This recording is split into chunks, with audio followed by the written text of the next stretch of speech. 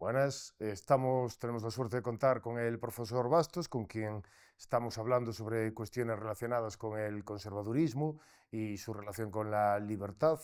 Y un tema, pues parece que es también bastante importante, es el de la importancia, o si tiene importancia, si no la tiene, si es algo positivo o si es negativo, de las ideas religiosas, cómo la religión puede ayudar también a evitar la concentración de poder, a evitar la aparición de despotismos y la importancia de los ritos y de las tradiciones.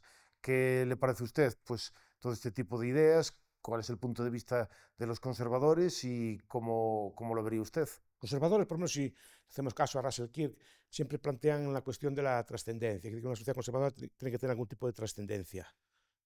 Llámela religión, pero normalmente es una religión más o menos organizada. En el mundo que conocemos nosotros, pues es una religión como la católica, que es más o menos la que conocemos, pues, pero valdría cualquier otro tipo, una confuciana, una protestante, digamos, con algún tipo de trascendencia para mantener, digamos, un orden social. Y la religión también es un aspecto muy importante porque básicamente da una forma. Porque muchas veces las ideas liberales nos dicen, vale, tú puedes hacer lo que quieras, pero ¿qué debo hacer yo? Sí. Y eso no lo responde nunca. El liberalismo es una ideología como de proceso. Haz lo que quieras, ¿vale?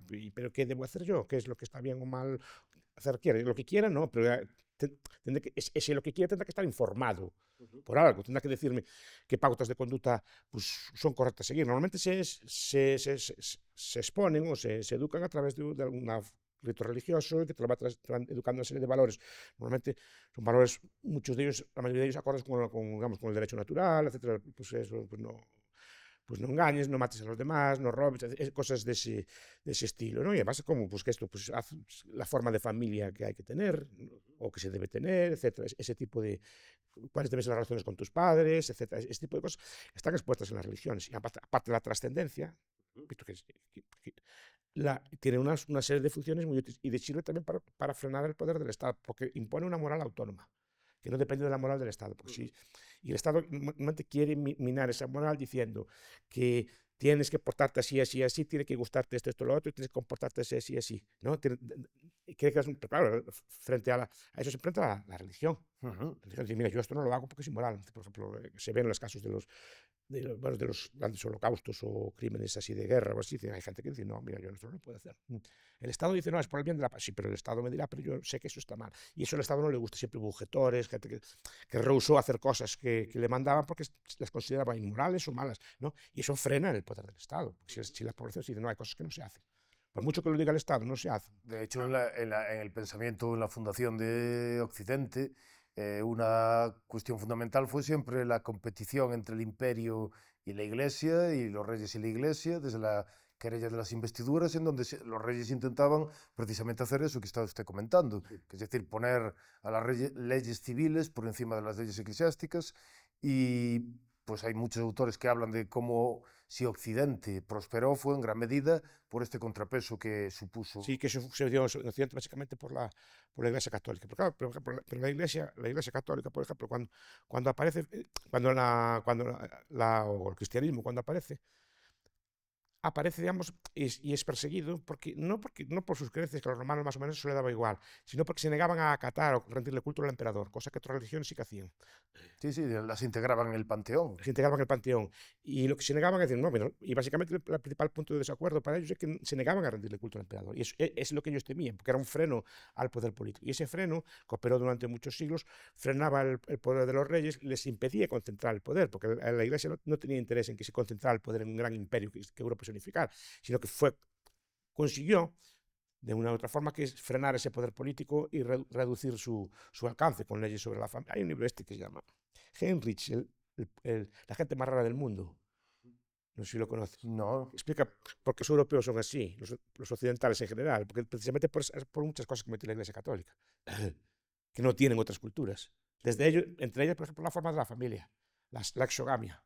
No, que no hubiera familia. Entonces, no es como otras culturas, por ejemplo, es verdad que tienen la idea endogámica, por ejemplo, de... pero los católicos no te puedes casar con tus parientes. Sí, sí. Entonces, aspectos de ese estilo, de leyes, de familias, los principios que tenían, además, hasta llega Herrich a decir que va explicando el grado de occidentalización o de avance, digamos, en los valores occidentales, por los años que estuvo la Iglesia presente en ellos. Ujú. Incluso encuentra diferencias dentro de España. entre las zonas que estuvieron más tiempo digamos, con la Iglesia, Que las que estuvieron más tiempo durante... establece unos indicadores y ve que esos indicadores se cumplen más en las zonas que más tiempo llevó la Iglesia Católica. Entonces, bien, que es tiene función, aparte de los que somos creyentes, que la creamos independientemente de eso, pero aparte de eso tiene unas funciones y unas cosas que lo hacen, bueno, digamos, limitadora del poder. En general, cualquier valor religioso de este estilo tiene esta función, cualquier valor trascendente. Entonces, y también está siendo reivindicado ahora ese tipo de... Por los autores que usted llama como los nuevos ateos. Sí, por ejemplo, Tom Holland, en Dominio, es un gran libro, por ejemplo, explica cuál fue la influencia de esto. Después también autores como Tom Woods, como la Iglesia Católica construyó la civilización occidental, etc. Explica, pero digo que son reivindicados ahora, porque los liberales antiguos no eran bastante anticlericales. En general, sí, tenían esa tendencia, sobre todo pues, los de influencia francesa, de ser anticlericales. Sí, veían como un atraso, como una cosa que estropeaba la superstición. Cuando al revés, es una cosa que precisamente puede contribuir mejor a crear un orden libre que eliminarla. Porque si eliminas este factor religioso, también quedas indefenso frente al Estado, quedas atomizado y quedas sin ritos de pertenencia.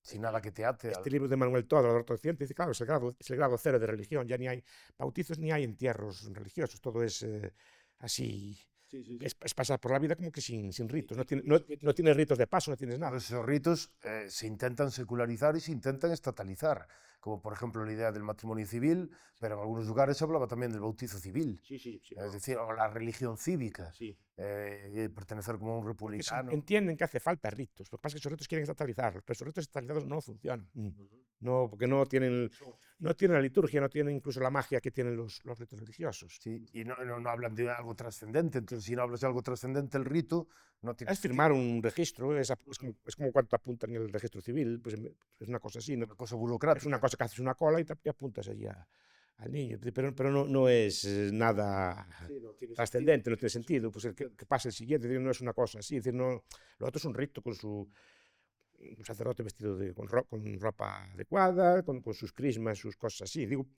es lo que conozco yo, después otras religiones supongo que tendrán ritos parecidos, pero esa idea es formar parte de la comunidad y no se hace en público, diciendo que igual que todos los ritos de paz, esas cosas se eliminan, pues no sé cuál es la ganancia, crear una especie de átomos que andan por allí. ¿No? Bueno, también, en parte, por ejemplo... identificación, claro, es un nombre y un número. Bueno, Voegelin hablaba también de la idea de la inmanentización del eschaton, eso cuando eliminas el mundo trascendente e intentas, pues, divinizar el poder, pues es una forma... Ahora ni escatón tenemos, ni escato, ¿no? Es decir, las sociedades modernas ni escato, hasta lo perdieron, ni siquiera hay un escato de construir el socialismo, hasta esto se evitó. Entonces, ¿qué es lo que tenemos? Un grupo de personas que andan, que viven y punto. Ya, una sociedad más, pues, más disuelta. Sí, disuelta, sí, líquida. Como le llaman algunos. Sí, como llama Bauman, líquida, no hay ningún tipo de consistencia, no hay nada sólido que una o que dé sentido a la vida. Entonces pasas, vives y punto. Pero no, ¿para qué estoy yo aquí? Pues muchísimas gracias, profesor Bastos.